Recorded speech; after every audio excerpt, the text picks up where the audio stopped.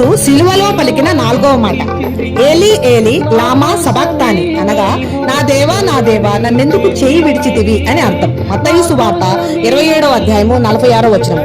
ఈ మాటలో మన పాప విమోచన కొరకు సిలువ మరణ శ్రమలలో యేసు ప్రభు పలికిన ఆవేదన మనం గమనించాలి. ఆమేన్. నా కోసమే